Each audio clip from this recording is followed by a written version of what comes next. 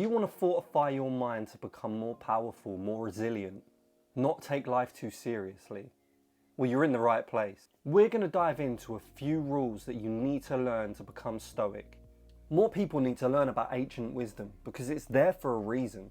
And for the world that we live in now, stoicism is probably the best advice and the best life path you could ever choose. So I think it's time for you to transform and become more stoic and learn the ways of this ancient philosophy. Okay, let's go. Hello and welcome back to the Mediocre Mind Trap. My name is Marcus and I'm glad to have you with me today. Now you and me both know that there's millions of people in this world that think they're right 99% of the time. All you have to do is go onto popular YouTube videos and go into the comments and there'll be arguments and arguments and arguments. It's just two people thinking about their right. They have no wiggle room, nothing. They're right and that's it. You may also have them types of people at work or in your family. Now these people will never ever grow. Let's be honest, if you think you know everything, you're gonna learn nothing. Which brings us on to the first rule, always the student. Look, we all have an ego, it's what separates us from each other. But some people have an ego so toxic that it could absolutely ruin them. They believe that they are perfect and their views are spot on. They have absolutely no drive to better themselves, to care what other people think. They are always right. But look, that isn't the Stoic way. And I say this all the time, if you're watching a video like this, it means you are willing to learn. So you're broad-minded, you're open to the opportunities that lay in front of you. To become a leader in life, you have to first know how to become a good follower. You need to gather up all that information and learn it, because you'll know a lot more stuff and people will look up to you. This guy has answers, but he's also willing to listen. If you've got a problem listening to other people, you need to humble yourself a bit. Think about what they're saying. Think about why they're saying it. Think about if they're trying to help you. There's no harm in looking at other people's views. Epictetus says it the best. He says we're all teachers and we're all students. So I know a lot about self-help, but you might not. But you might know how to code and I won't know. But if we master becoming a teacher and a student, we could make it so that you teach me how to code and I teach you how to practice self-help. Win-win. And it's better than being that person who thinks he knows how to code. Doesn't matter, I can do this, I can do that. No, you don't know how to code. You wouldn't walk on a bridge if a guy was like, I wouldn't go on that bridge, mate, it's gonna break if you step foot on it.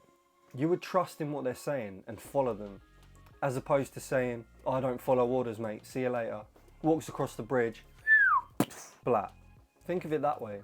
When you think about what Epictetus was talking about, he's completely right. Never stop learning. Number 2, speak with the dead. Now I'm not talking go out and buy a Ouija board here, or do a seance in your living room. That's not what I'm saying. But what I am saying is something we can learn from Zemo, the first Stoic. So Zemo went and visited an old wise man when he lost all of his wealth. He was panicking. What do I do? How do I get my wealth back? The wise man looked at him with a grin on his face and told him to speak to the dead. I'll give you a few seconds to try and figure out what speaking to the dead means. Now remember, we're on self-help. How do we speak to the dead? Have you got it? You're gonna kick yourself if you haven't got it. We speak to the dead through books. There are many books in this world from authors that are long gone off this planet, but yet their souls are alive in these books. They give us all the information that we need. They speak to us from beyond the grave. The power of books are just incredible. You're connecting with someone from hundreds yet thousands of years ago. They're passing down their knowledge to you. Remember, all leaders are readers.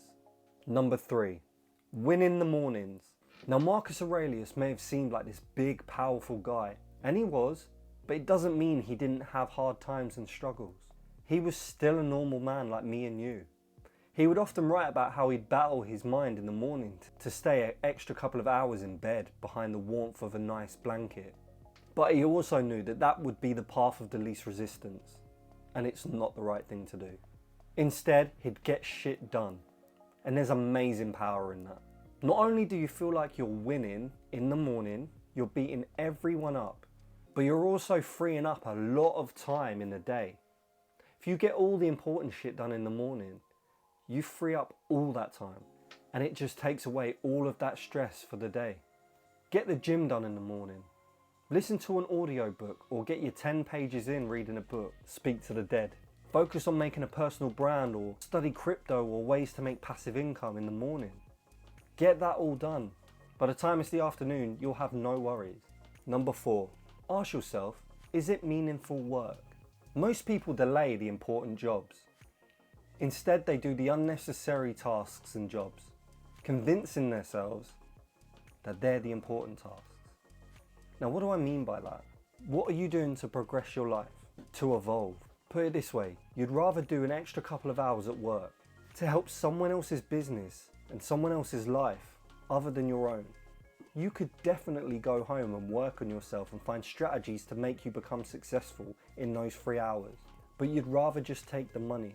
Marcus Aurelius said, the attention that you give to an action should be in due proportion to its worth. Basically meaning, do the most important things first that are going to benefit you the greatest. We have 24 hours in a day, half of it we're sleeping. Don't waste the rest of them hours doing irrelevant tasks. The next time you got a list of things to do, ask yourself what's the most important and what's the least important. Number 5, only worry about what's in your control. And I'm about to hit you with some Marcus Aurelius wisdom right now. My favourite quote that I say on this channel all the friggin' time. You have power over your mind, not outside events. Realise this and you will find strength. Don't waste your time focusing on stuff that you cannot control. How many times do I have to say that? It's very important, but yet we all do it.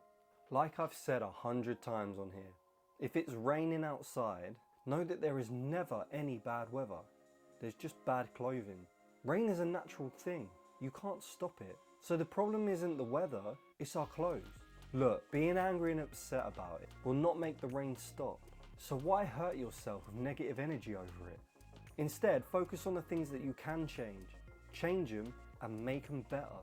Number 6, and Seneca said it the best, we suffer more in imagination than in reality. We all have this self-sabotaging mentality to always think the worst of a situation. What if the girl I like says no when I ask her out? It's always negative. There's never a what if she says yes. You waste so much time and energy building up small little problems into massive things, making a massive mountain out of a molehill.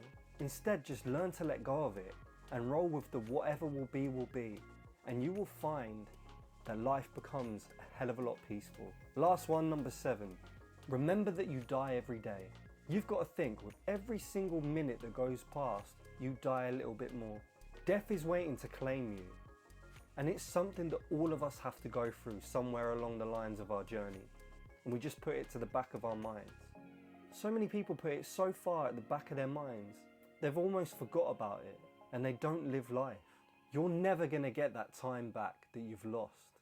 You're never going to be younger than the person that you are this second. So with that, live life. Look, to live doesn't mean that you're alive. Go out and do things you've never done before. Break out your shit habits and go for a walk. Go to the cinema on a Wednesday. Go out for a drink with your mates on a Thursday.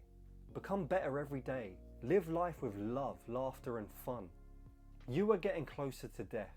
So you want to be on that deathbed knowing that you did the things that you wanted to do and you had a fulfilled life. So there we have it, 7 Stoic quotes that can absolutely help you in life. Make sure you really take them in and utilise them. Now, as always, if you found anything useful and helpful in this video, I'm linked with Buy Me a Coffee. So what that is if you want to leave a small donation, if you found this very valuable, it's like a thank you almost. And all the money that's raised for that will go straight back into this Mediocre Mind Trap channel. But again, that's completely up to you. I hope you have learnt a lot in this one because it's really important. So with that, have a great day, my Stoic Viking. Take care, and I'll see you Sunday.